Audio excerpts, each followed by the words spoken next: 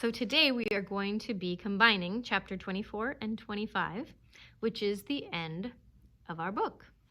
We're reading Bambi by Felix Salten and illustrated by Gerard Goodenow for our chapter book story time here at the Caribou Public Library. Thanks for joining us today. I'm Miss Erin. We'll go ahead and get started. The cold broke. There was a warm spell in the middle of the winter. The earth drank great draughts of the melting snow so that the wide stretches of soil were everywhere visible. The blackbirds were not singing yet, but when they flew from the ground where they were hunting worms, or when they fluttered from tree to tree, they uttered a long-drawn, joyous whistle that was almost song. The woodpecker began to chatter now and then. Magpies and crows grew more talkative. The titmice chirped more cheerily, and the pheasants, swooping down from their roosts, would stand in one spot, preening their feathers and uttering their metallic throaty cackles. One such morning Bambi was roaming around as usual. In the gray dawn he came to the edge of the hollow. On the farther side where he had lived before, something was stirring. Bambi stayed hidden in the thicket and peered across. A deer was wandering slowly to and fro, looking for places where the snow had melted, and cropping whatever grasses had sprung up so early. Bambi wanted to turn at once and go away, for he recognized Faline. His first impulse was to spring forward and call her, but he stood as though rooted to the spot. He had not seen Faline for a long time. His heart began to beat faster. Faline moved slowly as though she were tired and sad. She resembled her mother now.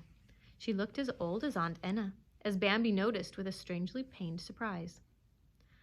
Faline lifted her head and gazed across as though she sensed his presence. Again, Bambi started forward, but he stopped again, hesitating and unable to stir. He saw that Faline had grown old and gray. Gay, pert little Faline, how lovely she used to be, he thought, and how lively. His whole youth suddenly flashed before his eyes. The meadow, the trails where he walked with his mother, the happy games with Gobo and Faline, the nice grasshoppers and butterflies, the fight with Karis and Rono when he had won Faline for his own. He felt happy again, and yet he trembled. Faline wandered on, her head drooped to the ground, walking slowly, sadly, and wearily away. At that moment, Bambi loved her with an overpowering, tender melancholy. He wanted to rush through the hollow that separated him from the others. He wanted to overtake her, to talk with her, to talk to her about their youth and about everything that had happened. He gazed after her as she went off, passing under the bare branches, until, finally, she was lost to sight. He stood there for a long time, staring after her. Then there was a crash like thunder. Bambi shrank together. It came from where he was standing, not even from a little way off, but right beside him. There was a second thunderclap, and right after that, another. Bambi leapt a little farther into the thicket, then stopped and listened. Everything was still. He glided stealthily homewards. The old stag was there before him. He had not lain down yet, but was standing beside the fallen beech trunk expectantly. "Where have you been so long?" he asked, so seriously that Bambi grew silent. "Did you hear it?" the old stag went on after a pause. "Yes," Bambi answered, 3 times. "He must be in the woods." "Of course," the old stag nodded, and repeated with a peculiar intonation, "He is in the woods, and we must go." "Where?" the word escaped Bambi. "Where he is now," said the old stag, and his voice was solemn. Bambi was terrified. "Don't be frightened," the old stag went on. "Come with me and don't be frightened. I'm glad that I can take you and show you the way." He hesitated and added softly, "Before I go." Bambi looked wonderingly at the old stag, and suddenly he noticed how aged he looked.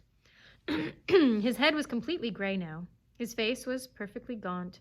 The deep light was extinguished in his eyes, and they had a feeble, greenish luster and seemed to be blind. Bambi and the old stag had not gone far before they caught the first whiff of that acrid smell that sent such dread and terror to their hearts. Bambi stopped, but the old stag went on directly towards the scent. Bambi followed, hesitantly. The terrifying scent grew stronger and stronger, but the old stag kept on without stopping. The idea of flight sprang up in Bambi's mind and tugged at his heart. It seethed through his mind and body and nearly swept him away, but he kept a firm grip on himself and stayed close behind the old stag. Then the horrible scent grew so strong that it drowned out everything else, and it was hardly possible to breathe. "Here he is," said the old stag, moving to one side. Through the bare branches, Bambi saw him lying on the trampled snow a few steps away.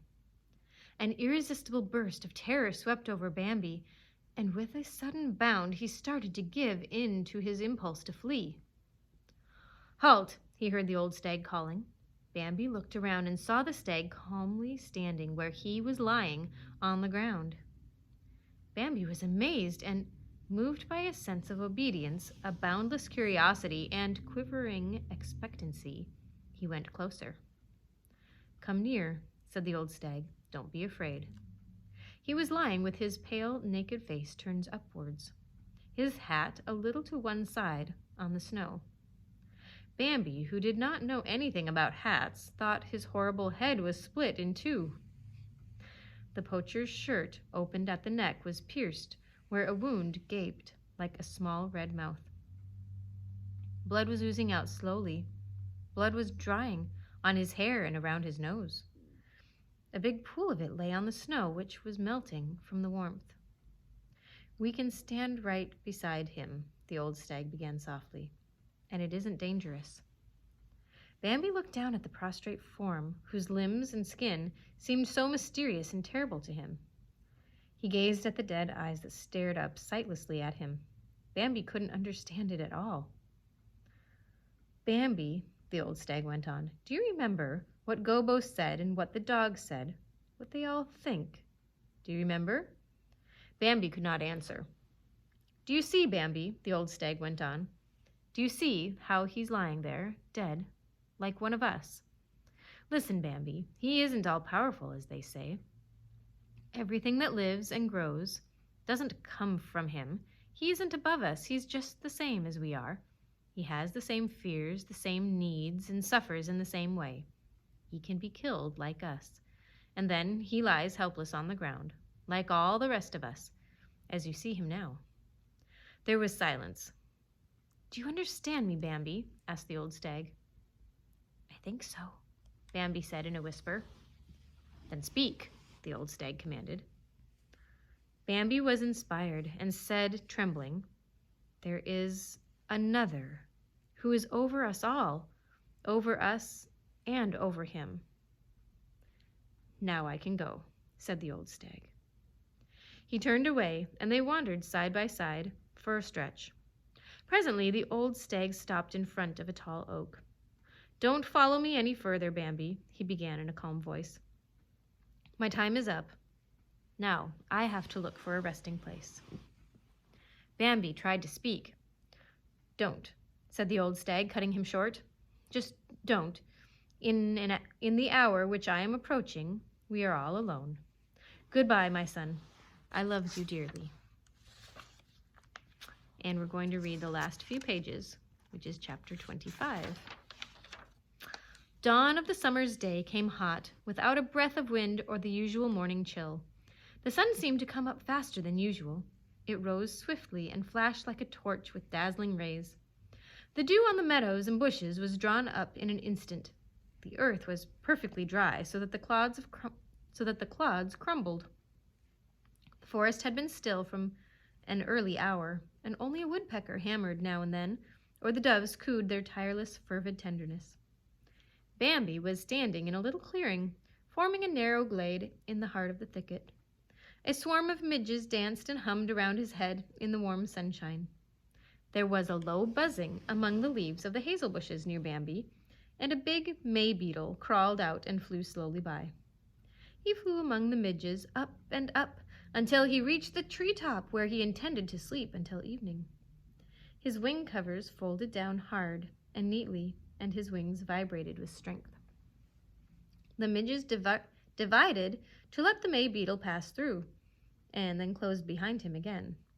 His dark brown body, over which shone the vibrant glassy shimmer of his whirring wings, flashed for a moment in the sunshine as he disappeared. "Did you see him?" the midges asked each other. "That's the old May beetle," some of them hummed. Others said, "All of his offspring are dead. Only one is still alive, only one."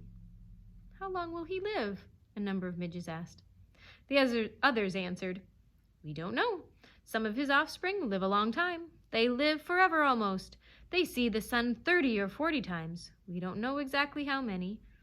Our lives are long enough, but we see the daylight only once or twice." "How long has the old beetle been living?" some very small midges asked. "He's outlived his whole family. He's as old as the hills, as old as the hills. He's seen more and been through more in this world than we can even imagine." Bambi walked on.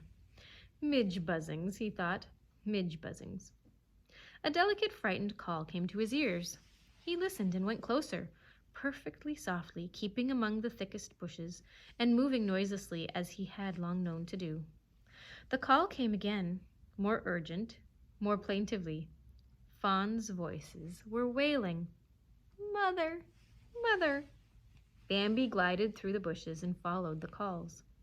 Two fawns were standing side by side, in their little red coats, a brother and a sister, forsaken and despondent. "Mother, mother," they called. Before they knew what had happened, Bambi was standing in front of them. They stared at him speechlessly. "Your mother has no time for you now," said Bambi severely. He looked into the little brother's eyes. "Can't you stay by yourself?" he asked. The little brother and sister were silent. Bambi turned and glided into the bushes, disappeared before they had come to their senses. He walked along. "The little fellow pleases me," he thought. "Perhaps I'll meet him again when he's larger." He walked along. "The little girl is nice too," he thought. Faylene looked like that when she was a fawn. He went on and vanished in the forest. So now Bambi has become the role of the old stag, has he not? And that is the end of Bambi. Thanks again for joining us.